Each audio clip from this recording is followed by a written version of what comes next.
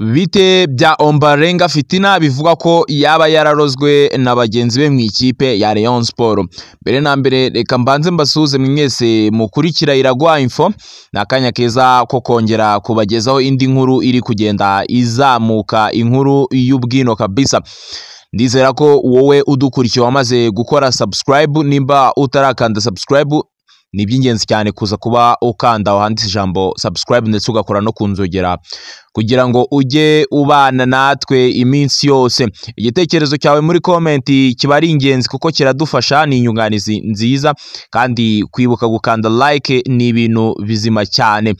Reka uyu munsi tudatinze tuhite dutangira inkuru yacu, inkuru ngiye kuba nkugezaho kuri uyu munsi kabisa y'uwitwa Ombolenga Fitina, n'umukinnyi w'ikipe ya Rayon Sport ukina ku ruhande rw'iburyo. Ishyamba siryeru kabisa hagati mu bakinnyi b'ikipe, ni amakuru agenda avugwa y'abantu bari hafi y'ikipe begereye hariya mu Nzove kabisa.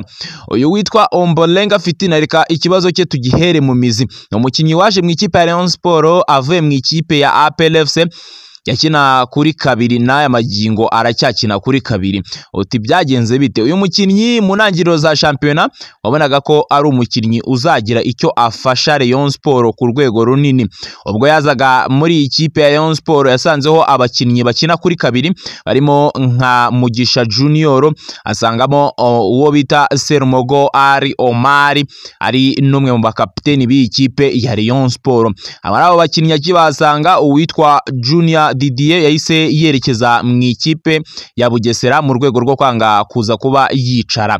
Hasigaye uwitwa Serumogo Ari Omari, nawe wari umeze nkaho ari mu bihe bye mw'iyo minsi ko yaravuye mu ikipe ya Kiyovu anayibereye kapiteni.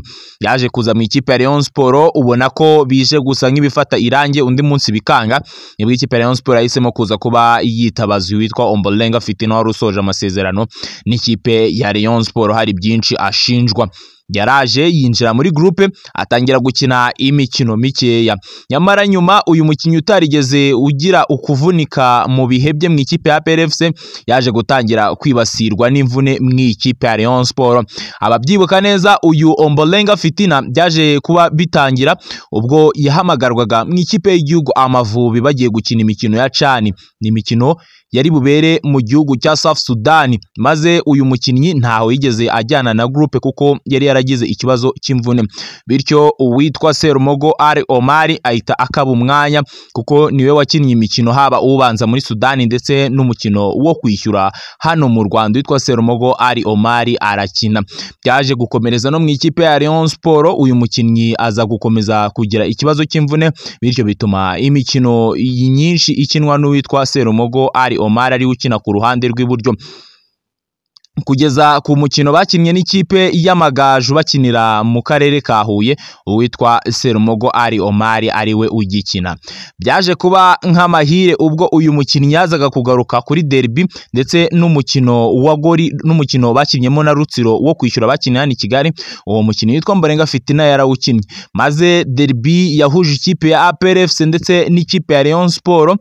Uyu mukinnyi witwa Ombolenga Fitina yarahabaye ku ruhande rw'iburyo kuri kabiri y'iyi kipe ya Rayon Sport. Twavuga ko yagize n'umukino mwiza cyane, ariko byaje gusa nk'ibitungura benshi mu bakunzi ba Rayon Sport ubwo bongeraga kumva inkuru ko Ombolenga Fitina yaje kuba avunika, ariko yarasoje umukino bakinaga wa derby yanitwaye neza ari muzima. Biza kumenyekana ko uyu mukinnyi yaje kwita avunika nyuma ya derby.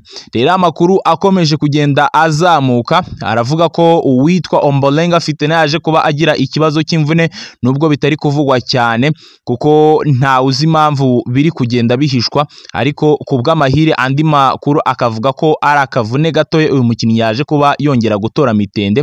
Bishoboka ko ari buze no kugaragara mu mukino wa AS Kigali bafite uyu munsi, ariko andi mahirwe akavuga ko uwitwa Serumogo Ari Omari ariwe uri buze kuba agaragara kuri kabiri y'ikipe. Abakunzi b'ikipe ya Rayon Sport bakomya kugira impungenge bavuga ko uwitwa uwitwa Serumogo Ali Omar yagaragaje urwego ruri hasi rwose, atari umuntu wo kongera kubanzamo mu ikipe. Bakabaza impamvu witwa Mugisha Junior Didier yaje kuba ari kurwa kerekeza mu ikipe ya Bugesera. Ibibazo bikagomeza kuba byinshi muri ikipe y'ubururu n'umweru magingo aya ngaya, iyoboye urutonde rwa shampiyona irusha ikipe iyikurikiye ya PLFC inota rimwe, ariko ikipe ikaza kuba igira umukino w'ikirarane. Ndizera ko rero mukomeje kumererwa neza. Niyo yari inkuru y'umunsi bayita Iragwa Info. Kanda subscribe uraza kuba ukoze cyane kugira ngo tujye tubana mu biganiro byacu bya buri munsi. Ya muri comment ume inyunganizi yawe, uraba ukoze cyane. Reka dusubire ubutaha. Mwakoze cyane kubana natwe. Ciao ciao.